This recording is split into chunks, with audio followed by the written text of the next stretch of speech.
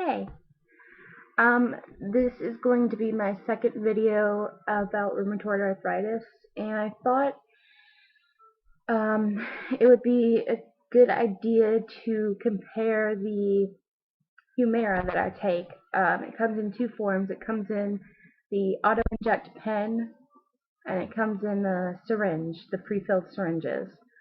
And due to a mix-up at my pharmacy, I wound up with the the regular in the regular syringe, and I'm supposed to have the pen, but I needed the medicine, and my insurance was willing to make the change and pay for it, so whatever.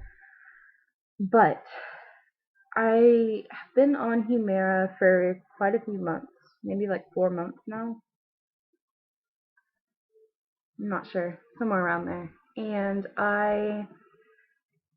am I've been using the Autoinject pen, and I I did not like it at first, mainly because the pop noise it makes, it really scared me, and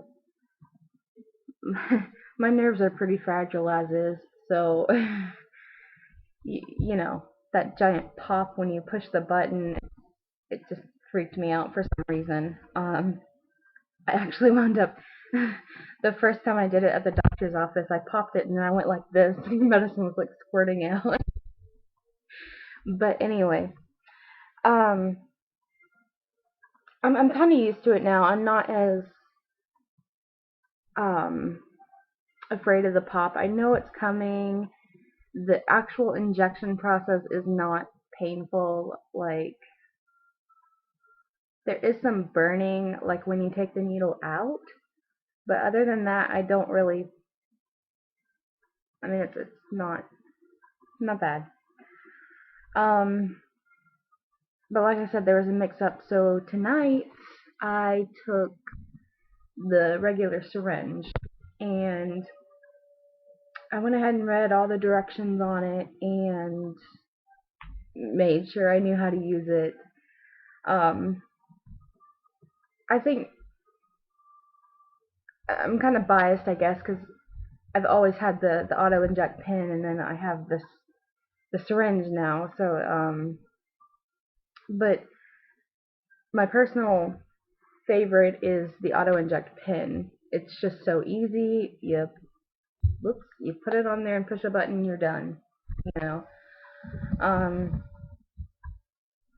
Whereas the syringe, I found it difficult. Like, it says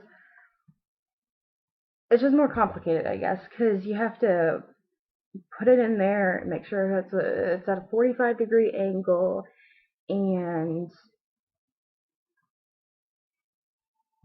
oh yeah, you have to flip it over first and make sure that the little air bubble is out of it, and then you gotta push it in there into your skin at a 45-degree angle, and then you have to aspirate I think that's what it's called. You have to pull back on the little plunger and make sure you didn't hit a blood vessel and all this other stuff. And it's just really complicated.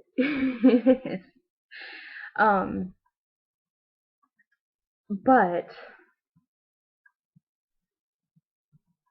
I guess I kind of would have liked to started with the syringe because I could do it at my pace. Um, there isn't the loud pop. It's just I push it in.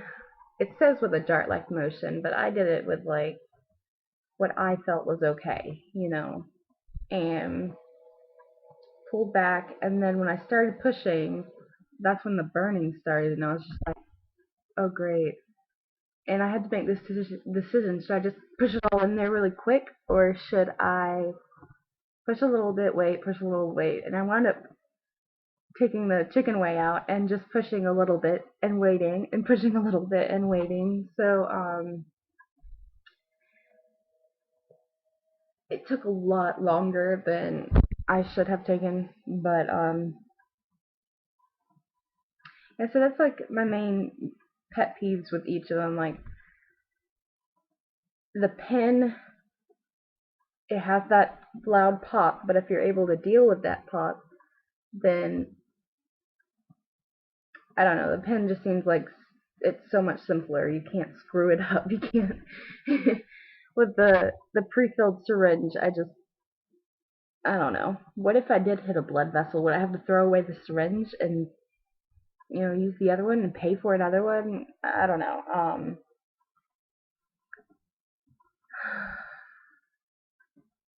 My phone's ringing. Oh well. I know that some people complain about like a knot forming with the syringe once you do it. There's like a little knot that forms, but I don't feel any knot whatsoever. And I did it a couple hours ago. My reaction's the exact same. It's always red and kind of raised and itchy right at the injection site, but nothing major. Though I am confused because I didn't used to have a reaction at all until about the second month in is when I started having the reaction, and it's just getting a little bit worse. So I don't know. I need to talk to my doctor about that. But yeah, as far as like the benefits of Humira go, I call it my wonder drug. The other day, or it was yesterday. Yeah, it was yesterday. I went to the gym and I rode a stationary bike for 20 minutes. I cannot tell you the last time I was able to pedal a bike. It just hurt so bad. Which of course I didn't have any resistance on it whatsoever, and I stopped if I needed to, and I would start back up, and but I was able to ride a bike. Yeah, it's a stationary one. Yeah, there was no resistance, but I was able to do it. And a couple of months ago, there's no way at all. I I don't know. In my last video, I might have mentioned that a lot of the swelling in the bigger joints has gone down since I started using Humira, but the swelling in my hands seemed to get worse. Um, I've noticed that it's it's getting better. My hands aren't swelling as much. Um, my computer went away. Oh, there we go. Like I don't have much swelling at all in my hands right now.